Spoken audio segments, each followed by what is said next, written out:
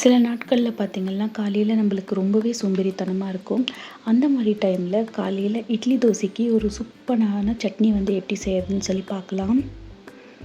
ஒரு பேனில் 1 table spoon அளவுக்கு எண்ணெய் சேர்த்துக்கோங்க. கூடவே ஒரு வெங்காயம், 2 பல் பூண்டு, 3 பச்சை மிளகாய் சேர்த்து நல்லா வதக்கிடுங்க. நல்லா வதங்கின பிறகு இதை ஆற வச்சுட்டு நம்ம ஒரு மிக்ஸி ஜாரில் சேர்த்துடலாம். இது கூடவே ஒரு கைப்பிடி அளவுக்கு வேர்க்கடலையும் தேவையான அளவுக்கு பொட்டுக்கடலை நான் சேர்த்துக்கிறேன். சேர்த்துட்டு இது ஒரு துண்டு புளி, கொஞ்சமாக கருவேப்பிலை, கூடவே தேவையான அளவு உப்பு சேர்த்துட்டு இதை நல்லா நைஸாக தண்ணி சேர்த்து நம்ம அரைச்சிக்கலாம். அரைச்ச இந்த சட்னியில் உங்களுக்கு தண்ணி எவ்வளோ வேணாலும் நீங்கள் சேர்த்துக்கலாம். தாளிப்பு சேர்த்துட்டு இதை சர்வ் பண்ணிங்கன்னா சூப்பராக இருக்கும். சுட சுட இட்லியோட இந்த சட்னி ஒரு அட்டகாசமான காம்பினேஷன்.